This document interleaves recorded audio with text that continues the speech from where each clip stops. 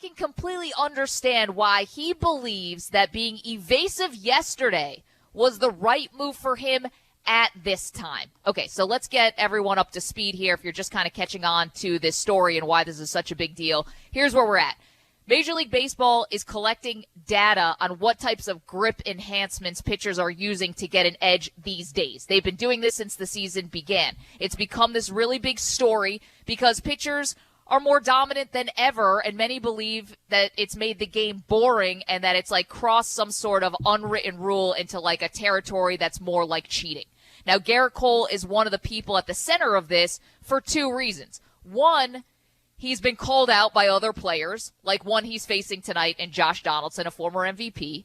And secondly, because there is a text message that he sent to a clubhouse attendant in Anaheim years ago that became public only as part of a wrongful termination suit where Cole specifically asked for some sticky stuff and used like a wink emoji. And that's why Gerrit Cole finds himself where he is. So that brings us to yesterday, where Cole was asked if he has ever used a product called Spider Tack. It's a grip enhancement, and here was his answer. And have you ever used Spider Tack while pitching? I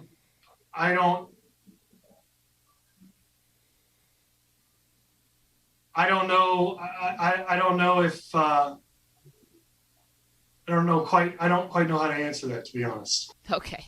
Yeah. Not great. Obviously fumbling there, long pauses, not polished, and frankly, he sounds pretty guilty. But I do get, Moose, why this is actually not an easy yes or no answer for him. It actually does need a lot of context. Like, if you really want to explain how we got here with pitchers using these types of grip enhancements, you almost have to go back 30 years. Like, you have to start with the steroid scandal in baseball that started tipping the scales more in favor of the hitters than the pitchers. I think from there, it goes to the sign stealing with data and pitchers feeling like they were at a disadvantage there. Bouncy ball. The baseball was the next iteration where you had baseballs leaving the yard at an alarming rate, and the pitchers wanted to try to even the playing field in their minds. And I don't think that's so crazy. To me, this is a everyone speeding on the highway situation, and Gerrit Cole appears to be the guy who's getting pulled over. Now, is it because he's in like a cherry red convertible,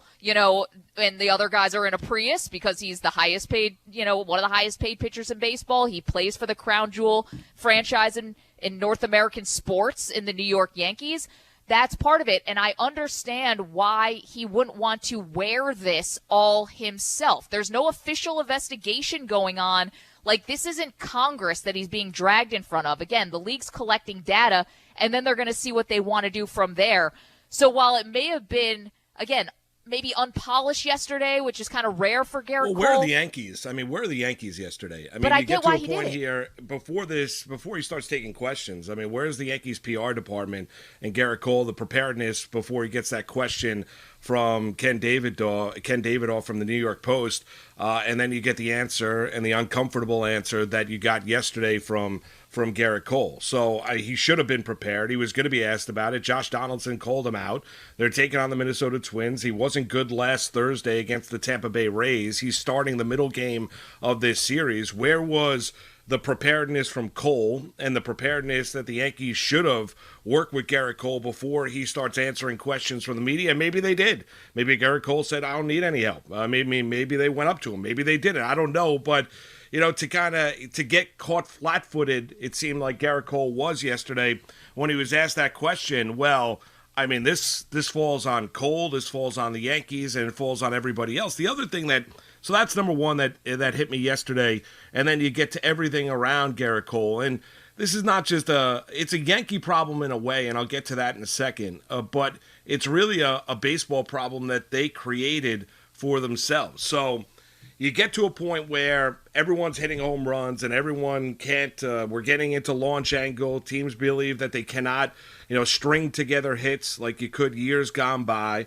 because of everything's going on. So everyone leans into hitting home runs. Strikeout rates go up. Everyone's trying to hit the long ball. We're getting all into that to where you're having teams hitting prodigious amounts of home runs, and everybody and their mother are hitting home runs. So now you get to the example now where, well, baseball says, well, it's too much, right? So let's adjust the other way. So we've adjusted the other way. Baseball teams have yet to be able to adjust to that during the course of the year. Not all, but a large majority of them, as we've seen offense be down prodigiously across the sport, and we've talked about it time and time again. So now baseball doesn't like that, right? So the sport's being called boring, too many strikeouts. We laugh about it. Teams in a 9-inning game having a combined 30 strikeouts. You saw that in a Met game earlier on this season. So baseball doesn't love that. You get the stuff in The Athletic and other investigative pieces, SI obviously, about the tactified substances on baseball. And now you're getting to this where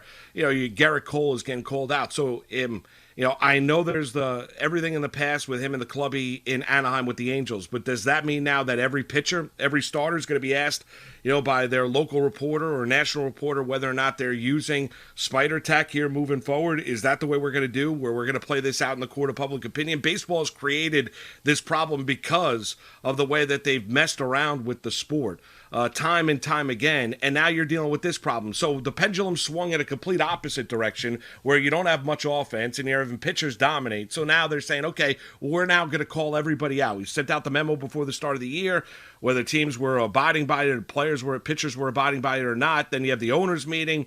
You got 4 players down the minor leagues getting suspended by Major League Baseball. You get the stuff that you did yesterday with Gerrit Cole. So it's also a baseball problem, not just a Yankee problem. But then if you drill down and you look at it, well, it's a Yankee problem because you want to know exactly what Gerrit Cole is.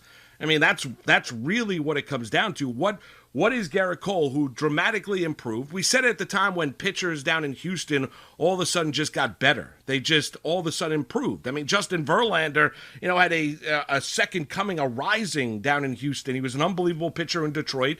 People looked at it and said, well, he went down to Houston. The velocity came back. Everything came back. The movement came back. He was just as dominant, with the Houston Astros as he was with the Detroit Tigers, and at times even more so. Gerrit Cole became a different pitcher than the one he was in Pittsburgh with the Houston Astros. So the question for the Yankees is, who invested $324 million in Gerrit Cole, is this: what Gerrit Cole are you going to have now for the rest of this contract?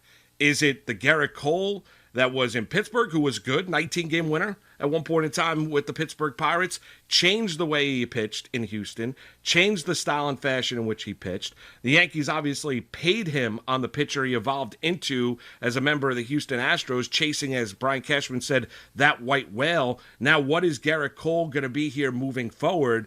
Is there a correlation? What's the percentage of uptick in his performance based on using substances on the baseball and spider tack? Well, I think, and we're going to see. I mean, tonight becomes a really big start for Gerrit Cole. Now, he's saying yesterday that he feels like he's kind of, unfortunately, been trending this way a little bit, that it hasn't been such a steep decline for him.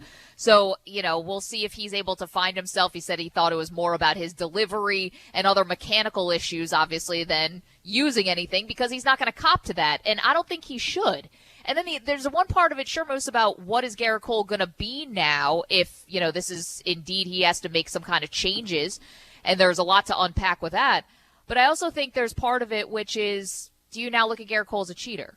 Do you look at him differently after what we've kind of gone through now and culminating with yesterday, where he just doesn't have an answer? He really didn't have an answer because you and I just both gave context to this question that took us 10 minutes to get to. He's not going to be able to do that kind of thing in the type of setting that it was yesterday on a Zoom call. He's not going to be able to tell the history of baseball over the last 30 years and explain maybe that's the reasons. There are several factors to why guys started using this stuff that's not intended for baseball. This is spider tack and gorilla drip and all this stuff. It's for professional weightlifters so they don't drop, the weights that they're lifting. All that stuff, it's so more nuanced. But I think people hear that from Cole and now have started to write him off in a lot of ways. And personally, I don't feel that way.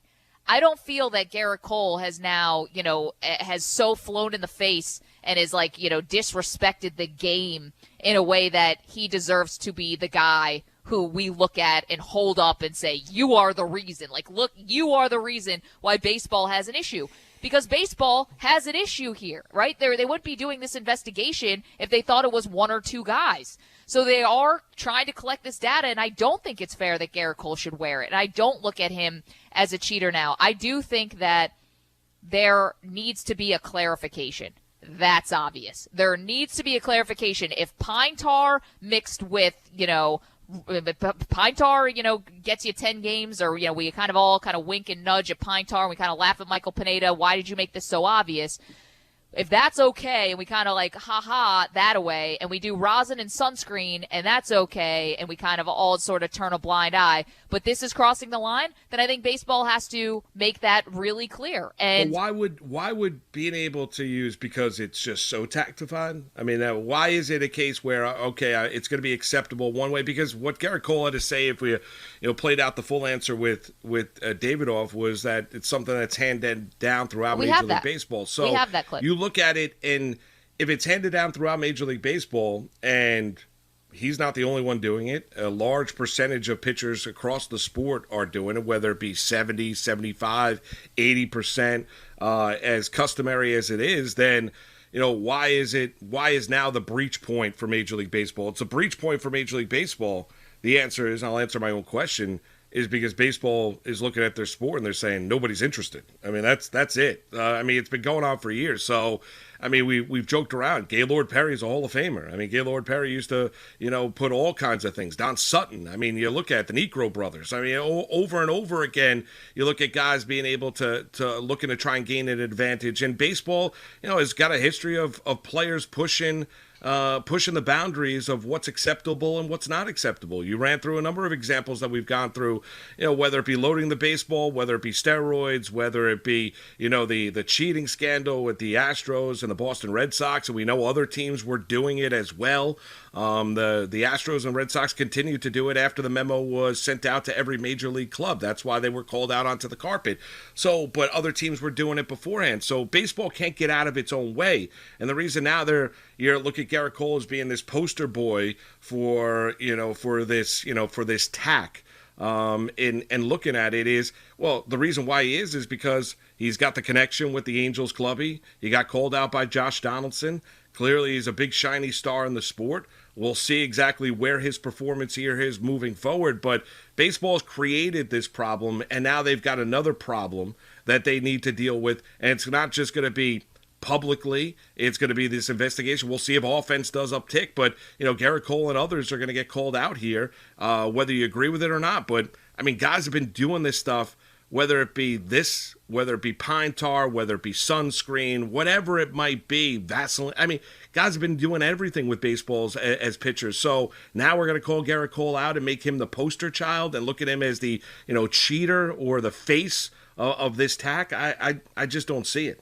So we have a little bit more to Cole's answer where he tries to find something that he can provide yesterday after that long pause of sort of why this, is a more complicated than just a simple yes or no answer. Let's play it. There are customs and practices that have been passed down from older players to younger players, from the last generation of players to this generation of players. And,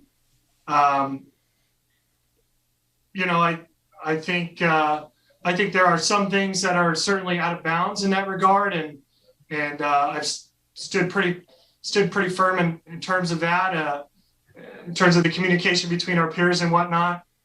Yeah, so that's what he's saying. If you really want to trace this back, you got to go back another generation. And I don't think, listen, you could look at that and say, man, is that him passing the buck, passing the blame? Why don't you just own up to what you're doing? I think he actually is trying to make people understand customs and practices, that this is something that has kind of been sort of generally kind of looked the other way upon for a really long time. If we're getting to a point now where it's crossed the line into a place where people don't believe that the sport has the integrity that it did before, well then yeah, everyone's got to address that, because if you don't have integrity of the sport, we've seen how damaging that has been to baseball in the past. So you have to have a conversation, but I thought at least he tried to provide a little bit of an answer there. Just nothing about his press conference yesterday came across as smooth. No, it didn't, and that's where the preparedness of or lack thereof for Gerrit Cole did surprise me. But baseball did this to themselves. I mean, that's it. I mean, they cannibalized themselves time and time again. It's so frustrating as a baseball fan, growing up a baseball fan, and whether it be, I understand I grew up a Yankee fan, Gerrit Cole's a Yankee, and if you want to call him up, and if you're a Met fan or not a Yankee hater, and you want to look at Gerrit Cole as being a cheater, you could call him out and be a cheater, but baseball does this to themselves time and time again. So they were frustrated by the very fact that the balls were flying out of the ballpark, and frustrated by how many home runs were being hit. So they made the adjustment to the baseball to the degree now where they're looking at pitchers having this unfair advantage. So now they've created this storyline because, Maggie, if we were playing with the old baseball, you know what? I guarantee this. Offense wouldn't be as down as it was. You'd have a lot of guys hitting home runs like they were. This would not be the storyline that it is. So they made the adjustment to the baseball. It doesn't oscillate in the air. It doesn't have the same drag. It doesn't have the same carry. We're not seeing the offense. Everyone's saying the sport is boring. So now Major League Baseball owners are saying, well, hold on a second. Now we've gone the complete opposite way. We went from it to where people were questioning the legitimacy of it because of how many home runs were being hit. Now we're looking at it and people are saying, I can't watch the game because there's so many strikeouts and there's lack of action and there's no runs being scored. So what are we going to do now? Well, let's come down on the pitchers because the pitchers not only are throwing at 98, 99 miles an hour, but they've got the pinpoint control and everyone's up on spin rate and all the spin rates across it. So now we're going to come down on the pitchers for using the substances that they were probably, I would say that it became probably a little bit more rampant across Major League Baseball because of the very fact of how much carry the baseball did have. So they're looking at, well, you know what? It goes up in the air. A lot of times it's going to leave in the ballpark. So we gotta put an emphasis here on strikeouts and movements, create less action on the base pass. So baseball, in essence, created their own problem. Because of the bounce in the ball and the carry in the ball, everyone's hitting home runs. So I would imagine pitchers then adjusted and said, well, we've got to be able to step forward here. So we're going to use a little bit more substance or use something to get a better grip on the baseball, improve the spin rates. They improve the spin rates. Baseball says, hold on a second now. Okay, well, we've got to cut back on the offense, so we'll make an adjustment to the baseball. Now you've gone the complete opposite way. So now they're saying, well, now we got to cut back on the substances that are being used on the baseball. So baseball, in essence, continues to cannibalize themselves time and time again, continues to mess with the sport that I grew up loving. And that is the ultimate frustrating aspect to where you get the scene yesterday, and then we're going to break down Gerrit Cole's start tonight against the Minnesota Twins, like I mentioned yesterday, like it's the Zapruder film. I mean, it's going to be from where's the spin rate pitch 1, where's the spin rate pitch 20, how's he feeling, where's his mechanics, all of these things, each and every start now, Gerrit Cole is going to have the pressure of the world on his shoulders because he's being viewed as the poster child of Spider Tack. Well, and the one thing that I might be concerned about with the Yankees, and I know Cole's a very smart pitcher, and he, knows his body, his routine, and all of that. But you're right. I think that he understands. He said yesterday, I don't appreciate getting called out like this. It does bother me. And if I'm the Yankees, there is a slight part of me that has to be concerned that if he's trying to overcompensate for any reason on the mound tonight, you don't want him, obviously, to go out there and hurt himself. 877-337-6666.